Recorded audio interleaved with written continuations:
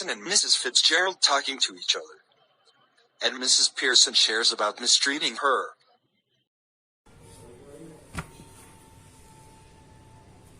This is all I can tell you, Mrs. Pearson. It could be a good one or bad one. All depends on yourself now. Yes, thank you, Mrs. Fitzgerald. I am much obliged. It's wonderful having a real fortune teller living next door. Did you learn that out east? I did. 12 years I had for it. Make up your mind, dear. Put your foot down, and be the boss of your own family. That's easier said than done. I am so fond of them even if they are selfish. But it would be better for them if they learn to treat you properly. Yes, I suppose it would in a way. No doubt it at all. Do you think it is good to take their orders, as if you were a servant? Husbands, sons, daughters should take notice of their wives and mothers, not giving them order and treating them like dirt. I suppose it is, but I do hate unpleasantness. I don't know how to begin. And they will be home any time. Let them wait, or look after themselves for once. I agree with you, but I just can't. Then let me do it. Oh no, thank you very much. And really I couldn't blame them. And you couldn't blame me. We can change our place, I mean bodies. But that's impossible. But I worked it out. It will only last for some time, but that's enough for the work we want to do. Is it right to do? It is your only chance. Now, give me your hands and look at me. Mrs. Fitzgerald spells the mantras, and they change their bodies and personalities. Bold and Mrs. Fitzgerald is nervous and fluttering. See what I mean, dear? Oh, it's happened. Of course, it happened. Very neat. Yes, but I don't want to be anybody else. Stop worrying. It is easier changing back. What I am going to do now. Go to my house, there is nobody. Better get off now before one of them comes. Yes, are you sure it will be alright? It will be wonderful. After a few moments, Doris Pearson comes bursting in left.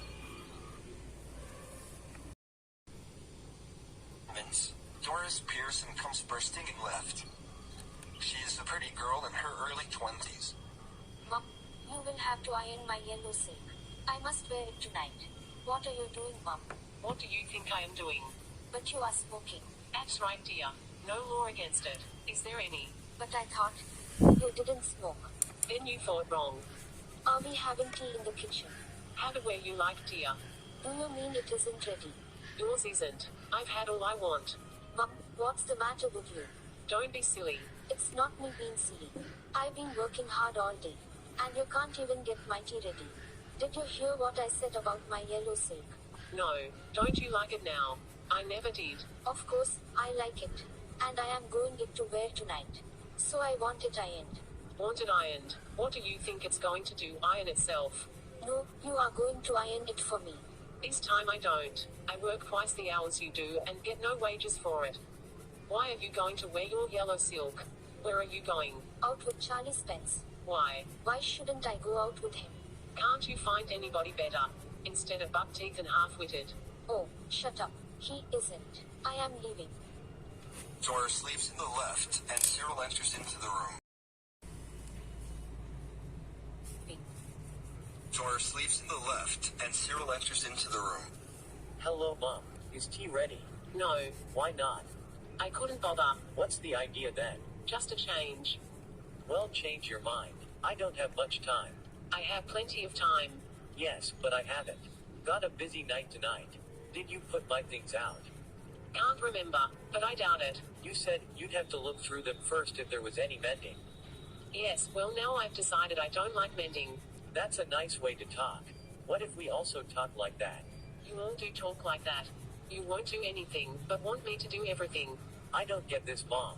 What's going on? Changes. You look terrible. I wouldn't wear that face even for Charlie Spence. Stop talking about Charlie. You look terrible. I wouldn't wear that face even for Charlie Spence. Stop talking about Charlie. Anyhow, I am not ready yet, just dressing. Why? What did she do?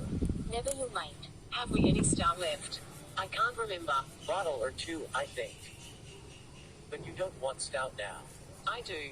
To drink. You clot. Now Doris enters the room after changing her clothes. Has she been like that with you too? Yes. Well, I thought I had done something wrong. I too thought it. She was smoking and playing cards when I came in. I couldn't believe my eyes. I asked her if she was feeling off color and she said she wasn't. Well, she's suddenly all different. Her activities made me cry. Do you think she could have hit her head or something?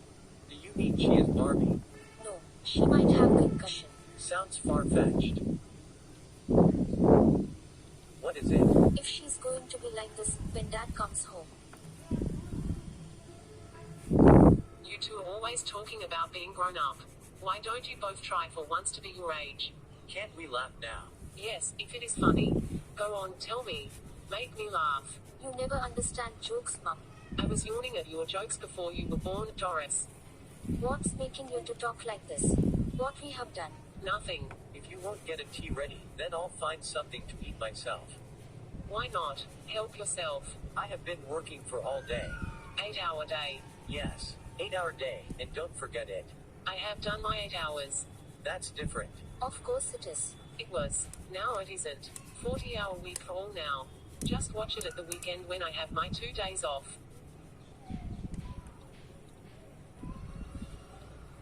I'll need to keep my strength up to speed. Mummy, you don't mean you're not going to do anything on Saturday and Sunday? No, I wouldn't go that far. I might make a bed or two and do a bit of cooking as a favor. Perhaps might go off in the weekends. Go off for the weekend. Why not? I could do with a change. If I don't need a change, who does? But where would you go? That's my business. You don't ask me. Did you fall or hit yourself with something? No, but I will hit you with something if you don't stop asking silly questions. Oh, this is awful. Stop blubbering, you are not a baby. You are old enough to behave properly. George Pearson enters left. Hello. Pearson enters left. Hello. What's this? Can't be anything to cry about. You'll see. Doris runs out left with a sob or two on the way. Sob or two on the way. Did she say, you'll see? Yes. What did she mean? Better ask her. Is that stout? Yes. What are you drinking stout for? Because I fancied some. I don't like it, and it doesn't look right. By the way, I forget to tell you this morning, I wouldn't want any tea. That's alright. There is no tea ready. That's all very well, but I suppose I'd want it. You don't ask a glass of beer in the club. If you did, they will laugh at you more than they do now. They don't laugh at me. Why can't you stay at the club? Leaving your wife home night after night, instead of going out with her. Come in, Mrs. Fitzgerald. Is everything alright? No, it isn't. Of course it is. You be quiet. What's happening, dear? Just putting them in their places. Mrs. Fitzgerald. Yes, George. Hello, Mrs. Fitzgerald. Hello, dear. I thought you were going out with Charlie Spence tonight. What's that to do with you? There is a huge argument taking place between Mrs. Pearson and others. Later, George, Cyril and Doris leaves the room. Let's return back to our original body. Why, but, no, I can't stand any more of it. Okay, quiet now and relax. Mrs. Fitzgerald expels some mantras, and they change back to their own bodies and personalities.